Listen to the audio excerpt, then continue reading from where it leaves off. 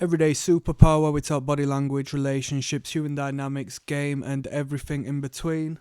Gonna record a couple of videos tonight, give you a little bit of information, give you a little bit of a discussion. First and foremost, the topic on this one is going to be in regards to whether you subscribe to a particular ideology, a particular lens of reality.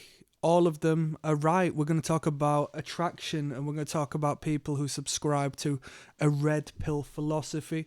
We're going to talk about people who subscribe to a black pill philosophy. We're going to talk to what both them parties would perceive as normies in the blue pill realm and environment. Okay, the full spectrum. At this point, there's more than likely so many other different theories and philosophies, but these tend to be the holy trinity per se of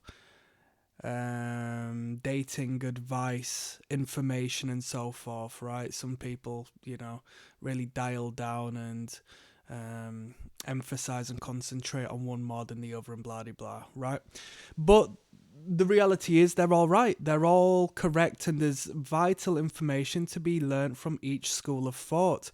You have to understand the fine balance that there is a beautiful principle of duality in each one, such as the blue pill is what's advertised to us in the general world as, the natural means of doing, yet you may be a little bit square, in the face of, the red pill alpha male who says, oh, you want to get married and, oh, you just want to work a 9 to 5 and all this and that. She's not going to love you for that, blah, blah, blah, but she will. She will love you for that.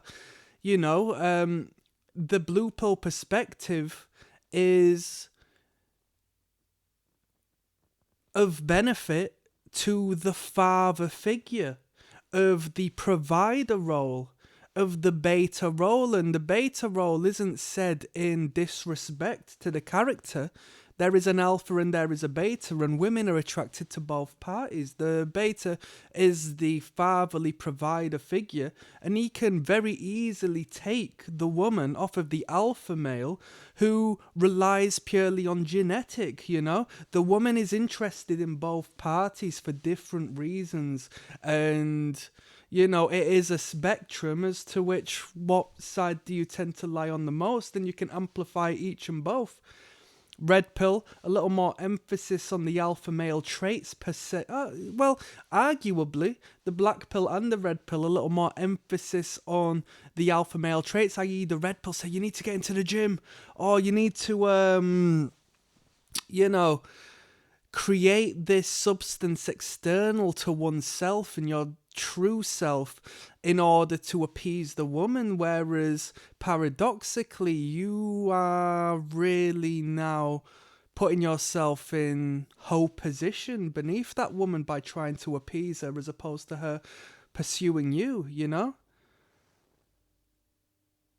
I'm not speaking in regards to the multiple facets and perspectives you can have on each ideology, because of course there's a lot of vital information and knowledge of self and the reality of the dating game within the red pill perspective, but there is a reason why the market is full of men who can't get women. There's a reason. The red pill attracts men who don't necessarily have a high value. Now, moving on to the black pill, they're right as well. Genetic makeup, is going to spark that initial attraction. But with that being said, in my personal opinion, in a biological viewpoint and reality, the idea of a man looking good and that being incredibly important to a woman, it's not the case. There's so many different factors that outweigh the idea of a man, beating his competition in the sexual market purely down to the fact he looks good. I know so many men who look brilliant, but they don't have a mouthpiece on them, or they've been brought up in a manner as to which they haven't matured into a respectable masculine form that beautiful feminine is attracted to. Do you know?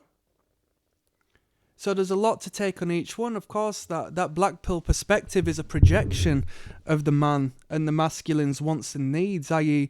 that man wants a woman who is fertile, wants a woman who is of appropriate body fat percentage, so she's, fertile yet not overweight, because we cast judgment on a woman and her appearance and her aesthetic tenfold in relation to how women perceive men. In that superficial realm. She's more fussed on your resource. She's more fussed on your status. She's more fussed on the gift and the gab, right? It don't matter if you're overweight, you're morbidly obese. If you start talking to her like she's never been spoken to before and stimulating that imagination in a particular way, that creates this psychological magnetism because you've got your head screwed on and you showcase this underlying intelligent frequency and just this undercurrent of allure and mystique that she's not found from anybody else. That's going to outweigh all of that superficial nonsense. But men think with what's going on downstairs, generally speaking, so they're first and foremost interested in, the woman who served him coffee at Starbucks. He's not bothered about how much she's making. It's the complete, counter opposite. It's the contrary for the woman's perspective. But genetic makeup does play a part, Symmetry plays a part. Race plays a part, if you want to be real, because there's a lot of talk on that when it comes to the black pill. Some people think, they've rolled the die in a, less than fortunate circumstance. I live in England, yeah. You see what goes on around you. It's a reality of it. Height plays a part, yes. I want a tall man. Of course you do. Because he can protect and provide, So it interlinks with somewhat of a blue pill perspective that she's looking for a beta provider in relation to that height thing, but we don't apply the two because we like to compartmentalize and sort of separate the three as if they're all completely different, but they all intertwine and make complete sense together. I like the Holy Trinity. I like the Holy Spirit, the Father, and the Son, Each pill plays its own role, and it's good to capitalize on each. So the whole looks maxing thing, yeah, keep yourself healthy, keep yourself hygienic. It's not going to hurt you to lose a few pounds and to define your facial features and sculpt yourself and create more identity and character in your appearance. But if you take it too far, then you become insecure, then you become hyper feminine in the eyes of the woman. Such as when it comes to the red pill and you act overtly macho and masculine because you've been told you have to act in this particular way, or you hit the gym 24 hours a day and you're just this pumped up guy, it's going to work in your detriment because you're going to be trying too hard, and what is overcompensation is a concealment and a defense mechanism for the counter opposite. You see? You apply all these skin products and you come out looking all waxed because you've taken the black pill and the looks maxing so serious and you've threaded your eyebrows and that, she's going to think you're gay.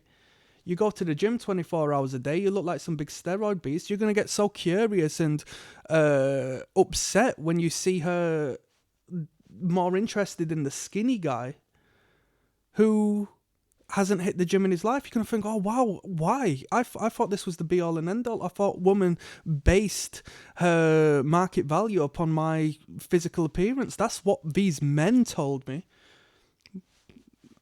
A man's going to tell you generally what a man wants in another man. You have to listen to a woman to hear what she wants from a man. And sometimes she might speak in riddles and codes, so you need to find the means of finding honest communication with these women.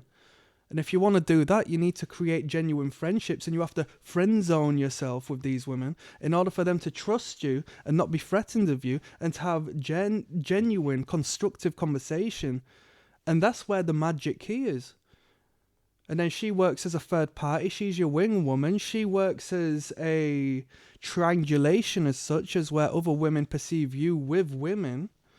They find you attractive by default, as opposed to this lonely guy who's spending his time looking in the mirror or, you know, just in the gym 24 hours a day, or blah de blah. Have you seen how they're supposedly the, right ways of going, whereas you shun the man who's earning an honest living, just getting himself to work, has dreams of having kids, of getting married and so forth. Yes, he might not necessarily know the dark side of things if he chooses the wrong partner, but he's going to find what he wants. He's not going to unconsciously repel it by having these standards as to which are higher than his actual genuine value, because he's not really applying himself and understanding the dating market and the duality of man and woman and masculine and feminine in the way that, a lot of these other people sort of, portray the game to be. It's important to look at all three sides of this situation, okay, this triad. It's very important to do so. I mean, what more can be said? What more can be said? Apply it as a mind, body, and spirit of sense. You need to understand all three to have a full, encompassing understanding as to who you are first and foremost, how the world is secondly, and how you can engage and communicate with others. That's some game. Click like and subscribe. Check out the links down in the description. Peace.